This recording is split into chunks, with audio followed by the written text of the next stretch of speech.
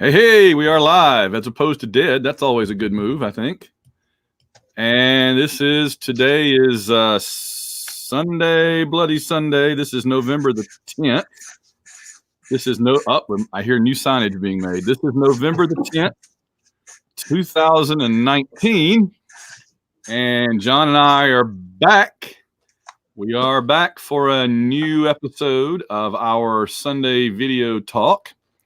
We'll be doing our regular podcast as usual on Monday night. It'll go up midnight Monday night, sometime early Tuesday morning, as always.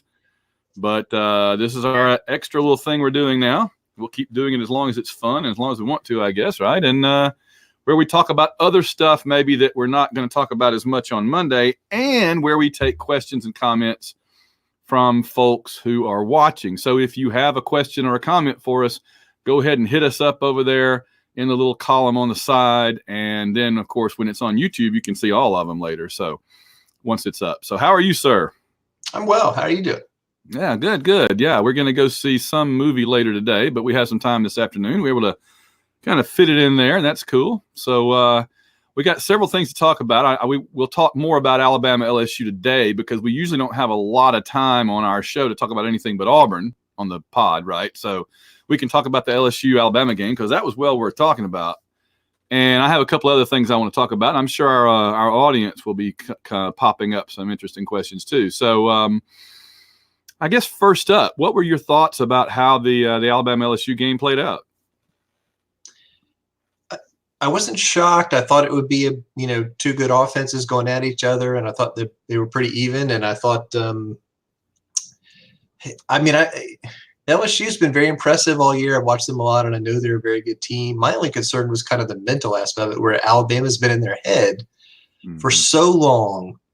Could they handle it when the game got tight? But they came out and jumped on Alabama with both feet, especially at the end of the first half. And I think a lot of the success is Burrow as an individual. I think we underrate him, and I think he's so mentally tough that he wasn't bothered by that stuff. And I think he went into their stadium and played a great game. And so it was exciting. It's always a joy to watch Alabama lose, especially when they're favored at home. And I think as a Saturday when there was not an Auburn game, so we had kind of a stress-free Saturday, it was a joy to watch a really, really good college football game. And exactly. The stress-free part was great because it's like, the highs were almost as high. Yes. The lows, it's like, oh, I get so excited. LSU's doing something great. And then if Alabama does something, I'm like, oh well. Whereas if it was us, I'd be like, oh, Auburn did something great. And I'd be like, oh, Auburn did something great. So this is all the highs without the lows. I felt for the fans of both teams a little bit during the middle of that game, and it was kind of back and forth. Like the tension had to be just killing some people. This is the perfect example, too, of how when you're playing a Nick Saban Alabama team, it's like playing Super Dracula. You can't just put one stake in his chest. You got to come back and hammer another one and another one. You got to make sure that thing is dead. And they several times rose back from the crypt again. And, of course, that doesn't apply just to them in the game. I'm turning to Nick Saban. It doesn't just apply to them in the game. It also applies to them over the course of the season, that their likelihood of getting in the playoffs will also likely rise from the dead if we don't, put another stake in their chances in their heart before it's all over. Are people commenting? I can't see it. No, I don't see any yet. Okay. There we go. This example. Well, there aren't any. So we have numerous people watching. There are other things I can do here. This is an example of a banner, but I don't think it lets me. Let me just see. This is an example of a banner too. I'm just I'm wondering if maybe there's like a technical let's see. Oh, I had done that one before. There's a good question. So I'm assuming that, yeah, it may be that just the folks that we have watching don't have anything to say. So that would mean that our usual regulars are not watching. So maybe they're all busy today, and that's fine. We got quite a few people that are watching. So, and of course, remember, I'm putting the audio from this out maybe like Thursday, which people said that they like that. So I've been love my whole life. Oh, live. About 8 minutes. About 8 minutes now. It's 1:09 in the central part of the United States here in the great Midwest.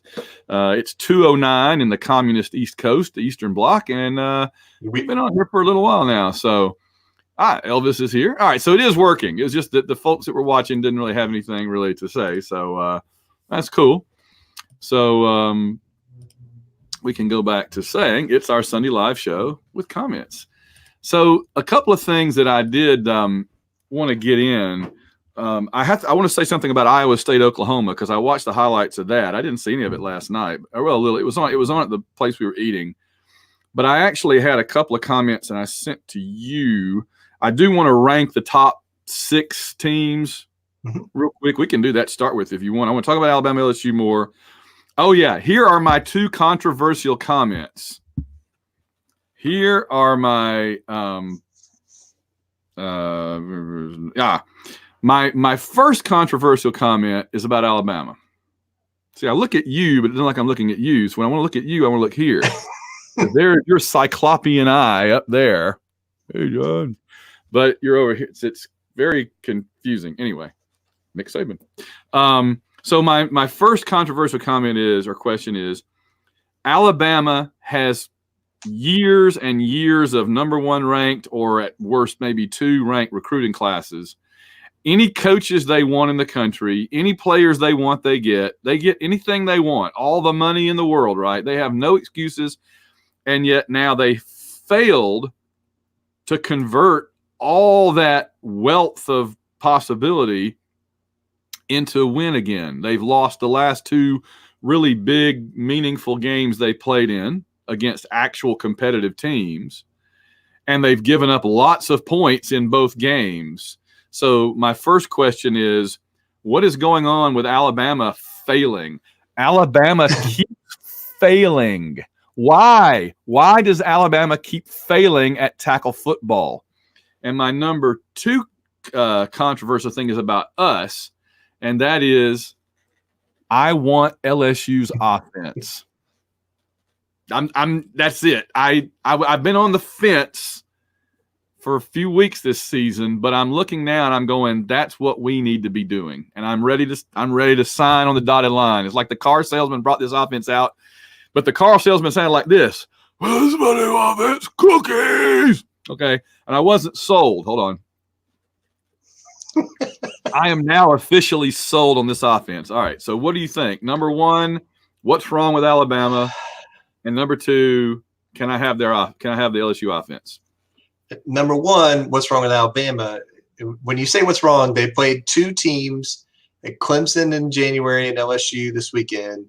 And in those 2 games, they've given up an average of 45 points and 510 yards of offense. And in both games, they lost. One, more decisively than the other, but one was at home, one was on a neutral site. And the reality is that even with the talent and depth and coaching of Alabama, modern offenses have an advantage. I think for a long time, people in the SEC said, and this Big 12 offenses, the Oklahoma and Oklahoma State and those kind of schools, and they're having these big shootouts, and Baylor and TCU and Texas and all that, it's bad defense. And on some level, that's part of it. But the other part is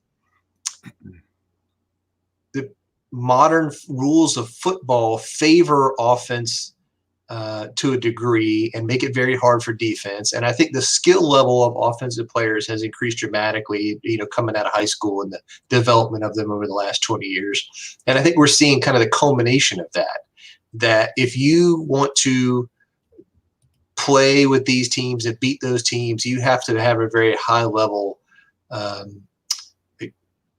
on both sides of the ball. And the reality is, like, I don't think either one of those teams' defense is bad. I don't. No. I don't think Alabama's defense is nearly as good as it was 5 years ago.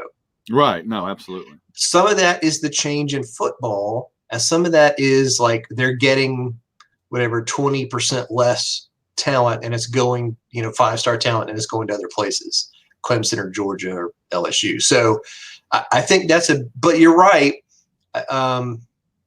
We've seen Alabama over the last few years have problems with, teams that throw the ball a lot, and that seems like the thing to do if you want to be, playing against them. I think in terms of your second point, I get it. The LSU offense is very hot. I will be very interested to see the LSU Joe Brady offense without Joe Burrow. I think we are dramatically underappreciating him, and I love the system, and the system is great and all that, but he is a senior who is incredibly talented, who is playing at a very, very high level. He literally is having like their Cam Newton season. Yeah. And that's what's happening. And I think we get caught up so much talking about the system that it takes away from what he as an individual player is doing. Could Bo Nix do what Joe Burrow's doing in the future? When he's a senior? Yeah. Sure, in that offense, 100%, yes. And I get it. Like, everybody would like LSU's offense, the what they're running right now. I think LSU had talent. They weren't maximizing the effective use of that talent all these years, but now they are. And I think the other thing, in terms of the game and the offense and all that Edwards-Helaire guy, the running back, is the most underrated player in the SEC. Like, I underrated him before we played them. He was great in the game against us. He was great in the game against Alabama yesterday. He was 100% the first-team SEC running back. Yeah, he was the man against let's run through a couple of things. So Scott Crankton says, was there an offensive line holding call in the LSU-Alabama game? Since we're doing the audio on the pod, I need to, actually read the questions. I didn't do a good job last week. I'll do better. Was there an offensive line holding call in the LSU-Alabama game? If SEC officials are reluctant to call holding, how does this impact Auburn's defense going forward? I think it's impacted our defense all season long, which is that, they've held our big dudes on the front defensive line constantly, and they waited in the LSU game until the last moment that it could matter, and then it hurt us, or something. So yeah, I did not see a holding call. Alabama. This is the other thing about Alabama. Going back to what's wrong with Alabama in the Clemson game and in this game, they lacked composure. Mm-hmm. I think they came apart when they were punching against somebody on their level. They really couldn't handle it. And I think you saw the mistakes, the penalties, 12 men on the field, the punters dropping the ball, even Tua dropping the ball. I think all of those things were signs that Alabama's composure isn't what they thought it was, or what what it has been. Let me see. So Rusty Owens asks, why doesn't Nick get blamed for defensive lapses like Gus does for offensive lapses? I'm here blaming him. I'm saying you got 20 years of, it seems like, of 5-star players all over the board, and you're giving up 40-something points to LSU. I mean, and more to Clemson. Yeah, and 100%. And again, because Nick Saban isn't just the defensive coach; he's the guy that helps coach the secondary. So when they had that bust early, in the end of the first quarter, beginning of the second quarter, where the two guys were wide open, that's him. That's his specialty. And I think it just to go back to your second point, that goes to show how good a job LSU's offense is doing in confusing people. So whatever we can steal, take away, beg, borrow, hire whoever to incorporate some of that going forward, yes, that'd be wonderful. Yeah. I agree. I don't think they should pay Saban anymore. I think he's clearly shown he doesn't know what he's doing. The game has passed him by. There. He's not delivering on the one thing he's known for, so hire somebody that can. Absolutely. Let's see. There was another one here. So Ryan Brown asks, how does this year's LSU do with last year's Jarrett Stidham versus Burrow? So in other words, instead of Burrow, you had last year's Jarrett Stidham playing quarterback for this year's. I think he'd be pretty darn good. I don't know if he could run quite the way Burrow does. I mean, that's the other thing that Burrow brings. Well, there's two things. One is we all saw this, and Stidham sometimes got a little happy feet in the pocket and didn't have the composure, I think, that Burrow has. And Burrow makes a lot of decisions in that offense. He makes a lot of decisions right before the snap and then right after the snap that adjust the play. And I think he processes things and does things really well. And I'm not saying Stidham can't do that. He clearly can because he's playing and he's, an NFL roster. But I feel like Burrow's physicality, the way he ran the ball and can run the ball, and I think his composure really put them over the top. I'd say they'd probably be 10-2 with Stidham. They got the receivers. He can clearly hit guys that are open, so they'd have guys open and he'd be throwing it to them. So I think, they'd be pretty good. I found out how to do it. Sorry, I was just trying to figure out how to. If I wanted to just focus on you while you were talking and not have me just sitting here picking my nose or something, it does it. It offers me this, but not you. It offers us this, which we kind of settled on last time. It offers this, which you get a great view of my bookcase and your window, but I mean, otherwise, and then I can put you little, or I think that's that's the same thing as I got over here. Yeah. But I did figure out I can do this, which moves you in, and I can do this. Okay. So cool. I'm still learning he's making a new sign. What the hell is the world coming to? So, hold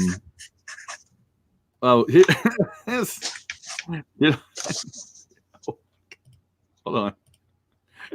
That's just in case you missed it. That's just a little update from you in case our audience missed what I was doing. John was holding up a sign that says Van Plays with Controls. Last week he had a sign that says Soundboard Fan Club. Wasn't that it?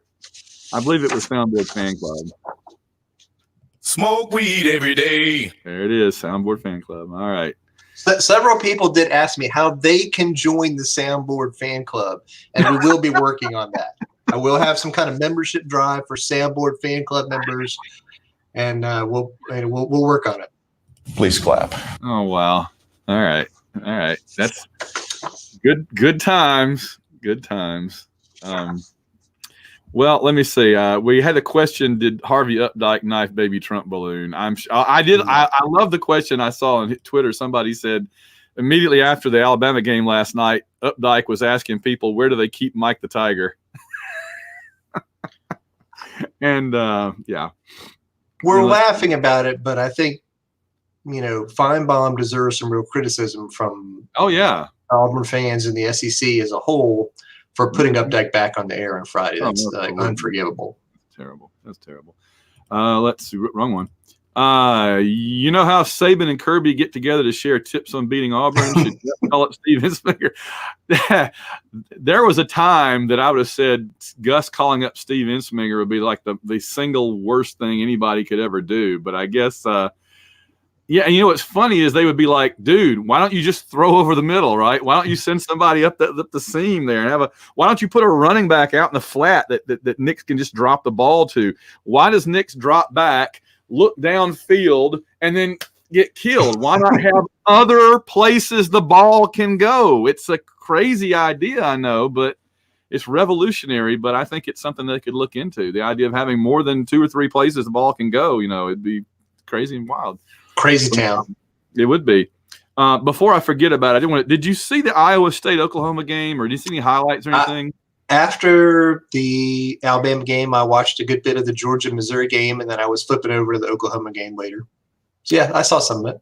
Okay. I watched the 15-minute highlights on YouTube this morning because I didn't really get to see much of any of it. And I just found so many things about that game where Iowa State should have won, or at least it should have gone to overtime. So, for example, at one point they got down in the red zone and went for the touchdown on 4th down when they could have kicked an easy field goal. If they kicked that field goal, they would have won the game because it had 3 more and they wouldn't have had to go for 2 at the end when it would have been tied, right? So not kicking the field goal there was a big mistake. And then you take your points when you can get them. And then never, I've said it so many times, don't go for 2 if you don't have to. Now, I know they were thinking we'd rather go for 2 and win it on one play than give Oklahoma the chance.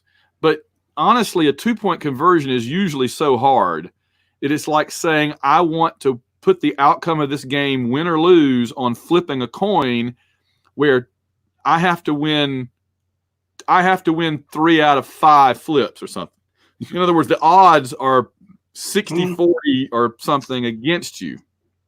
But if I think it depends. Like if the choice is in this case a 2-point conversion, and then you make it and you win, or you don't. If you kick the extra point, you go to overtime on the road in Norman, Oklahoma, against a team with a better offense. You're probably not going to win in overtime. So I think your chances of winning in overtime are much lower than your chances of making a 2-point conversion. So that's the calculation. Yeah, I guess so. But on the other hand, they hadn't had any trouble scoring like several drives in a row there pretty much, except for the one where they should have kicked the field goal. So I guess, yeah, I can see it. It's just, it seems like every time I can remember lots of examples of teams going for 2 in that situation and failing. I can't honestly remember any examples of a team going for 2 in that situation and winning. It seems like it just never happens. There's either like the ball gets knocked down or the runner gets stopped short. I mean, maybe was that Oklahoma Boise State Bowl game years ago. Maybe they did that one, but that's about the only. I mean, it usually maybe that's everybody's head. Statue of Liberty play. Yeah, but it's like it's in everybody's head, and they think, "Oh, it worked that time; it'll work this time." That's like the only time it worked, you know. So, but yeah, and then they had pass interference on the pass when he didn't catch it, and they didn't call it, and that was pretty much the end of the game. So I just felt bad for Iowa State because they came so close so many ways. It shouldn't have even come to that. If they kicked the field goal, they wouldn't have even had to worry about the 2-point conversion. So, but anyway, that guy's a good coach, Matt Campbell. Yeah, and to take Iowa State. What does it tell us about Oklahoma's defense, though? They're not that good. They're better than they were last year, but it's at the beginning of the year, people thought they were really good, but I think in hindsight, they're 10% better than they were last year. They're not really good, and I think it's again, Oklahoma has Baylor coming up this week, and then they have Oklahoma State, so they have some tough games coming down the road. Baylor's undefeated and plays good defense, so that'll be an interesting matchup. So I'm kind of skeptical that Oklahoma is going to make it through without losing another game. All right. How do you want to rank? I've got 1, 2, 3, 4, 5, 6, 7. Give me your top 7 BCS. Your top 7 playoff. Yeah. When I say this, I want to be clear. I'm not predicting what it's going to be. I'm saying who the rankings should be right now. Right now, yes, that's very important. We're not talking about – this is not a prediction. This is not after they've played. This is as of right now 100%. Where they are, yeah. Because I got to fit somebody else in there too. All right, so then I'm going to go LSU, Ohio State, Clemson. I think that's very easy for me. LSU, Ohio State, Clemson. Okay. I've actually got 8 written down now. I keep adding. Do as many as you like, and then I'll tell you mine. Then I'm going to say number 4 is tough. It is tough. Fine, Minnesota. Yes. I was hoping. I watched that Minnesota game yesterday. I'm so happy for them. That was great. I did so Minnesota. They have a win over a top 5 playoff team, and not many. Only LSU really does. So I'll take Minnesota. Then I'll say Oregon, Georgia.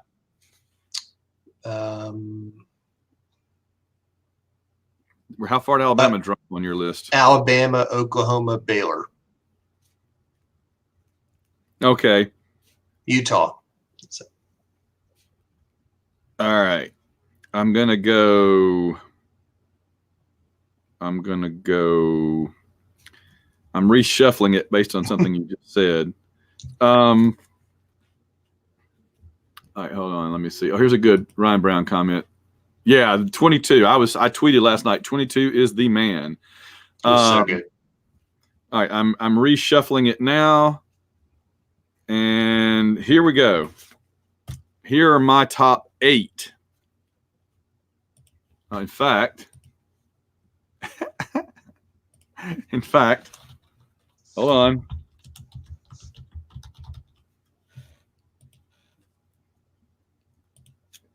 There it is. Ben's top 8. Holy cow! Oh my God! And here we go. Number 1, LSU, because of their win. Number 2, Ohio State University. You don't have to say that. Number 3, the Minnesota Vikings. No, wait, Minnesota Golden Gophers. Really? Because as you said, who was their big win over, and who is Clemson's big win over? So you can say, oh, Clemson's looking better of late. Yes, when Clemson plays cupcakes lately, they smush the cupcakes flatter than they have been. Congratulations, Cupcake Chef. So LSU, Ohio State, Minnesota, because of the strength of their win, Clemson 4th. I've got Alabama 5th just because it was so close with LSU. Baylor just because they're undefeated. Oregon 7th, and I like the thought of us losing to a team that's in the top 7. I mean, beating a team that's in the top 7. We got shot at more. And then I got Georgia next just because Oregon's loss was to a better team than Georgia's loss was. That's fair. I think the way they're going to do it is more about who you beat than who you lost to. Yeah. And I think that's going to hurt both Alabama and Clemson because Alabama, again, has beaten nobody. So I think, in that sense, Oregon has better wins than them. And, LSU has the most good wins, not just Alabama, but I don't know. That's right. That's why I have him number 1. Anybody with a quarterback has an 80% completion percentage will be successful. Well, truth, but I think his completion percentage was 10 points lower last year. It's not just that he got better. It's that the system took a guy who was already talented and put him in a position to be even more successful by giving him open receivers and good throws. Listening to them last night, comparing the statistics of that offense this year to like the Les Miles era and all those great receivers that did nothing for them, it was hilarious. Like they were saying, the last time LSU beat Alabama, the quarterbacks, I guess 2 quarterbacks played in that game, together completed 8 passes with 2 interceptions, and they won. Yeah. So that was a defensive game with some missed field goals too, to be fair. But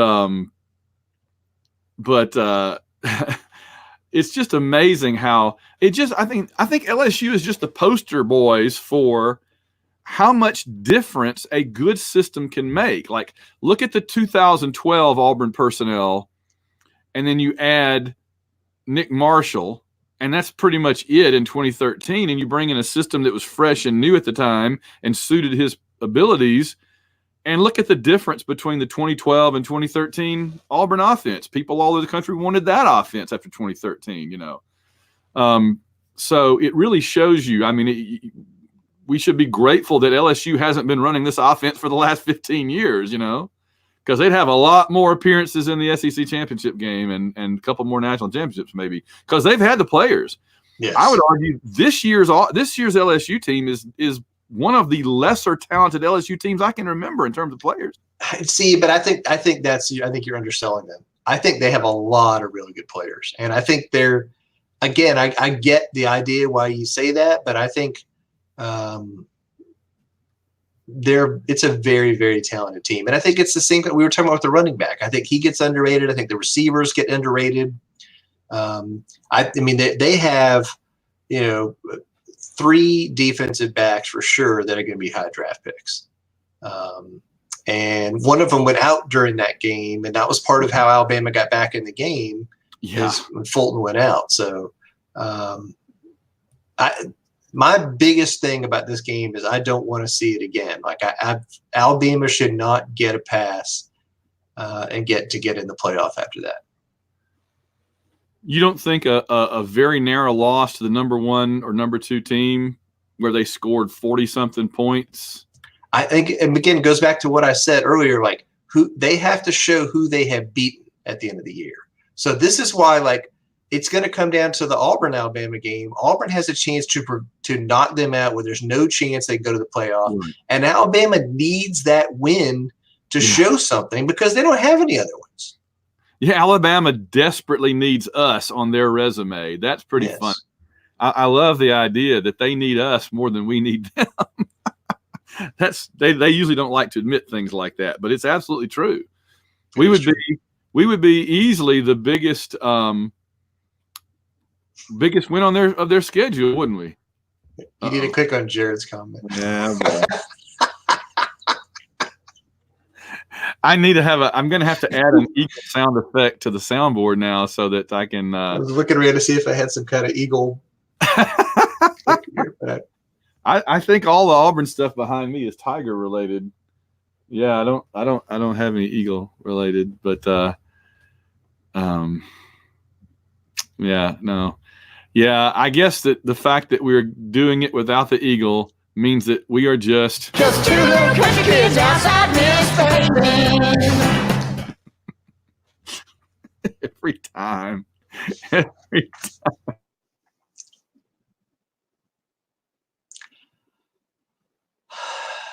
Yellow lag.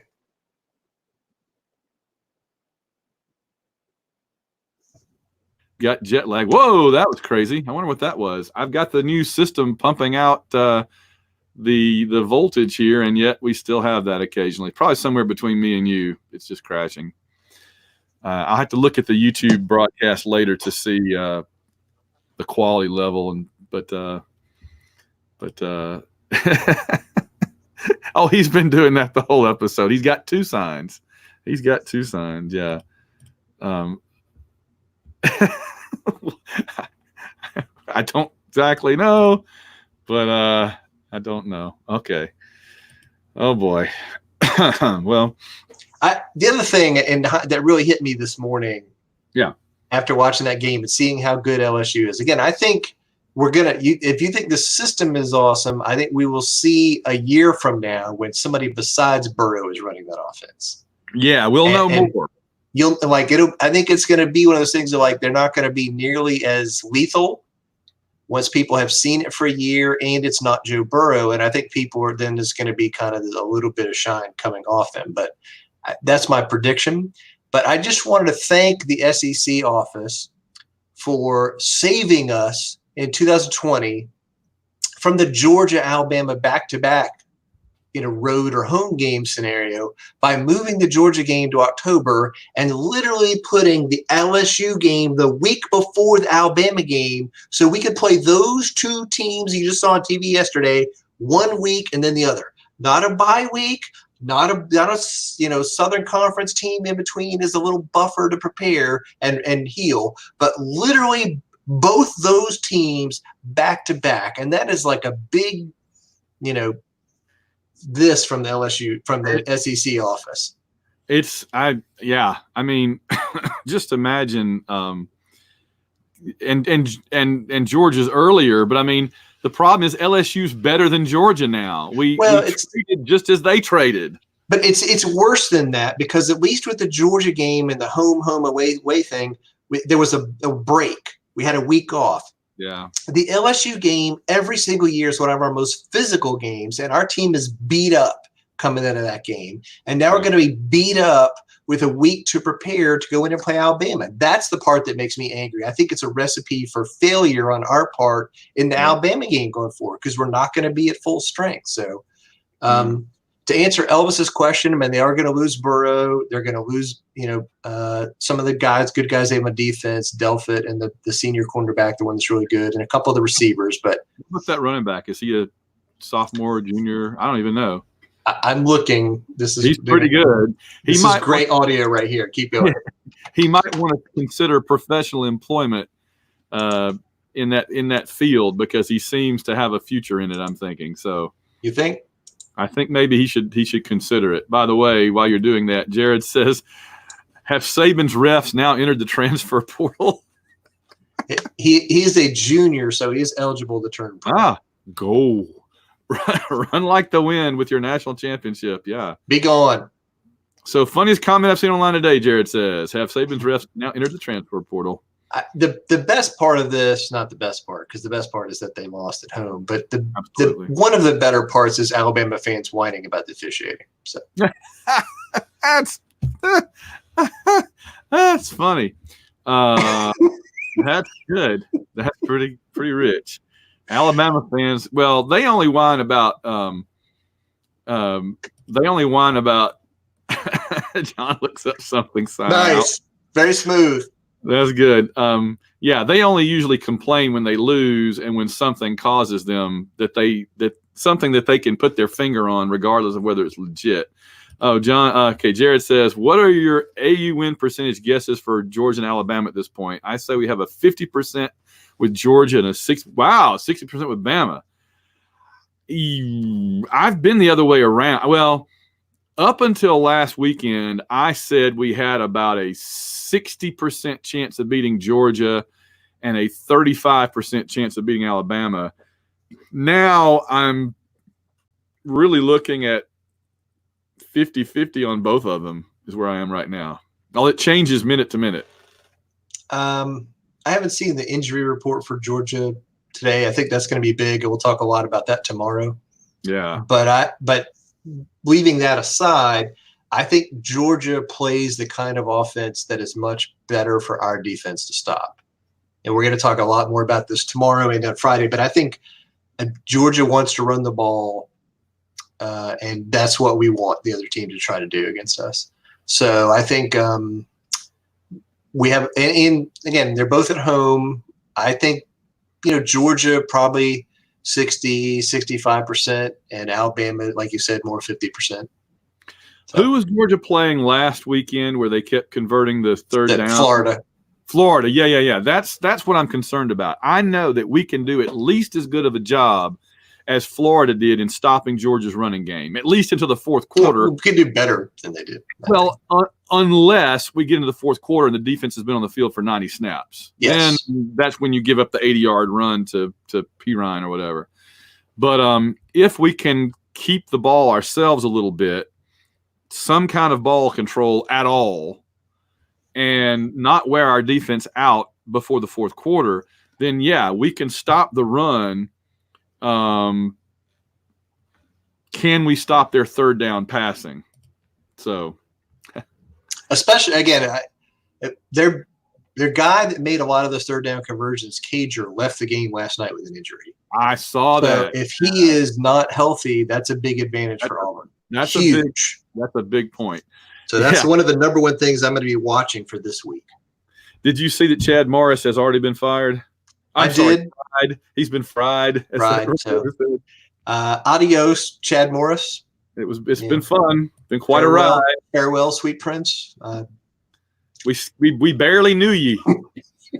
I do think, I get it. He didn't win an SEC game, and Western Kentucky came in with the quarterback that the Arkansas coaches ran off and came back into their stadium and torched them in front of about 10,000 fans.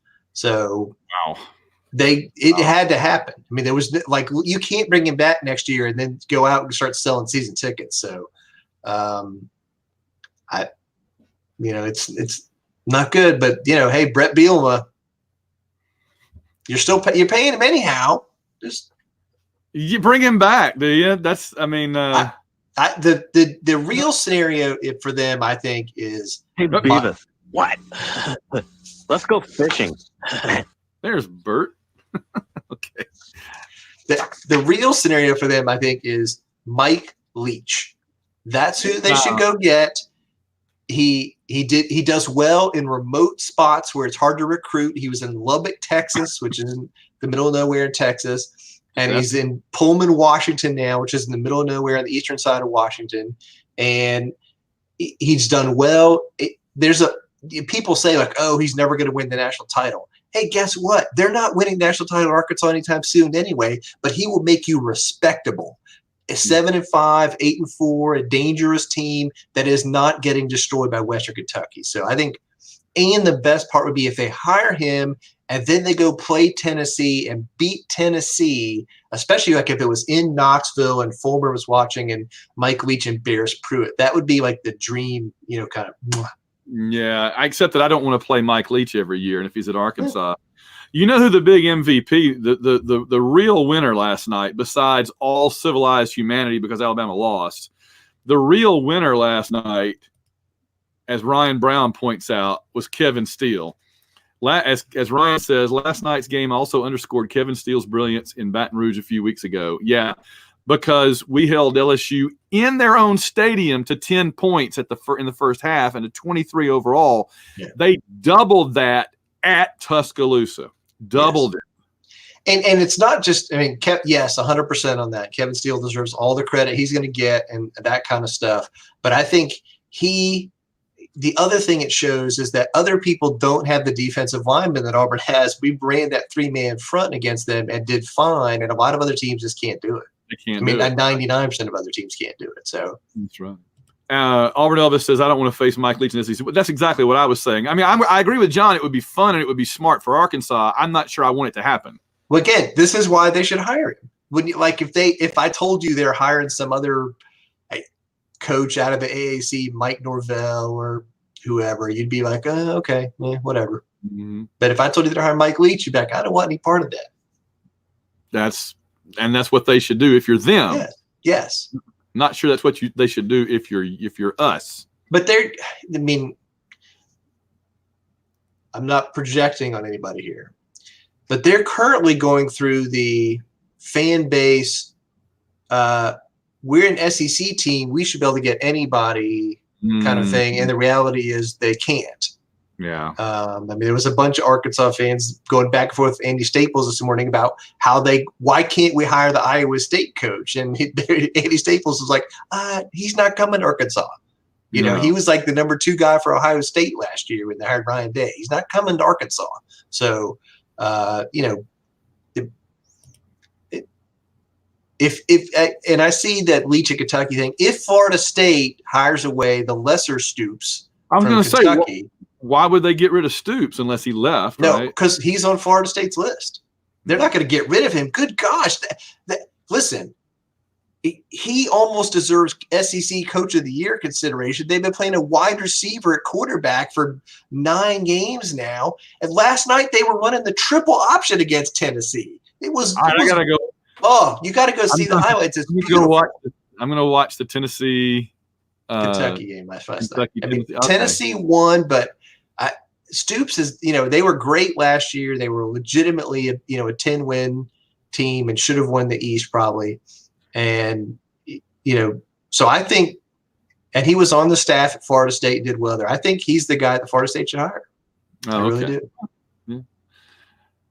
All right. Well, I guess the only thing left to say as we come to our 45-ish minute mark is, because this will go out last before we leave on the trip. So I might post it like on Wednesday then, since Thursday will be packing up and leaving.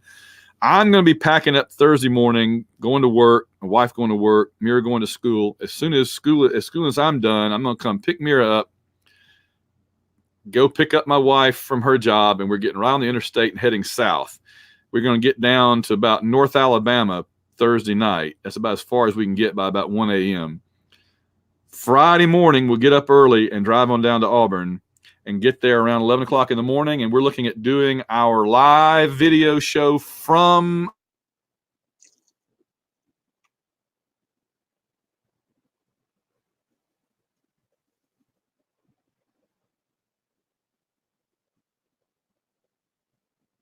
we got an unstable situation here. All right, I'll say it again. Do you hear me now, John? You got me now? Okay. I'll start over again. So we're going to get down to Auburn about 11 o'clock Central Friday morning. Okay. And we'll be doing our show about 1 o'clock Friday from AU Bookstore. 1 o'clock Central Time, 2 o'clock Eastern Time from the Auburn University Bookstore. We'll be sending out a link where you can watch it live and ask questions and that kind of stuff. And afterwards, after we clean up from the live show, we're going to be doing a book signing at the Auburn University Bookstore. We worked that out with them. We are doing it. They worked it out. I apologize. I haven't. This is Van and I communicating in real time. Me. So, and then it was a dramatic pause.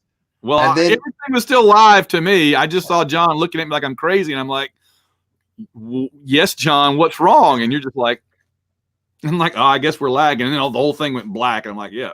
So again, you can come to the bookstore. You can send in comments and questions, and we'll use them. And there'll be a live feed where you can watch the show live. We're going to have Brandon Marcello as a guest again and ask him questions and stuff. So if there's anything you want to ask him, send it to us, and we'll do it. So, AU Bookstore, 1 p.m. Friday. There it is.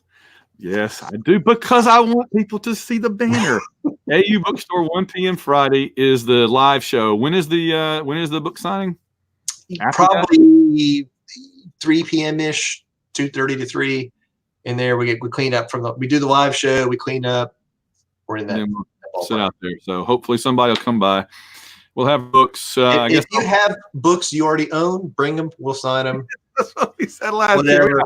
We bring in your Game of Thrones books. We'll sign that since we did the show about it. I will 100% sign that and say George finished the series. So, and I will I guess I'll bring down a few copies of Vegas Heist then, because people like that, and they bought a couple last year. So I'll bring a couple more copies. So, all right. Well, join us like Tuesday morning on your podcast device for our show that we will record Monday night at 8.